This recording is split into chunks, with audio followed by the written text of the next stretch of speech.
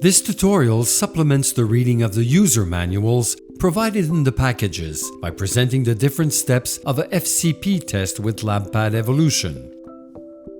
To begin, make sure you have all the necessary equipment. A LabPad Evolution, which should be placed on a flat, stable, vibration-free surface. An unexpired Ksmart FCP test in its individual pouch. A transfer pipette of 80 microliters. The stool collection device, or SCD, the personal protective equipment needed to perform the sampling. First, let's take a look at the steps the patient needs to follow to take a proper sample. Use the 4 stickers on the liner to affix the liner to the toilet. Lower the seat. Provide bowel movement and wash your hands. Use gloves during the next steps. Remove the white handle cap by twisting and pulling it away from the tube body. Collect the sample by inserting the white probe into the specimen 3 to 5 times. Ensure the grooves at the end of the probe are fully covered with sample.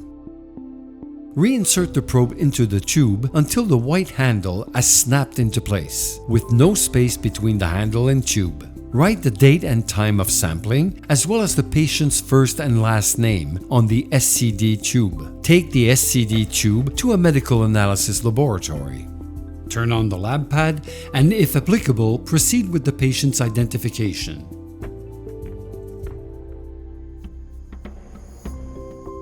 Open the pouch and take out the Ksmart.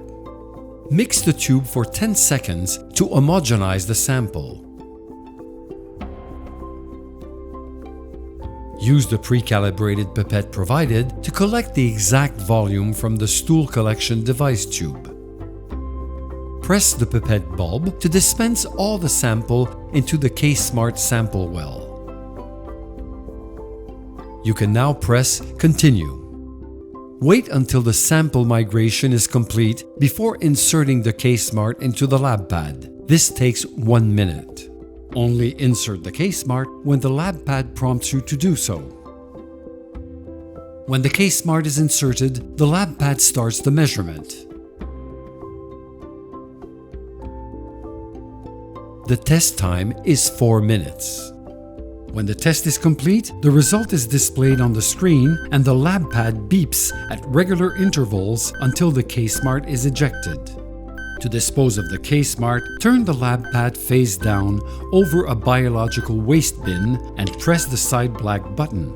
Do not manually remove a used Ksmart from the insertion slot of the LabPad to avoid damaging its internal mechanics. After the Ksmart ejection, the reader stops beeping, and the display returns to the reverse chronological list of stored results.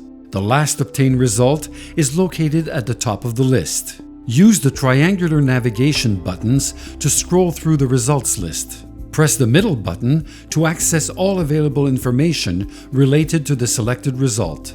To go back to the chronological list, press the middle button. The procedure is over and the LabPad is ready for a new test.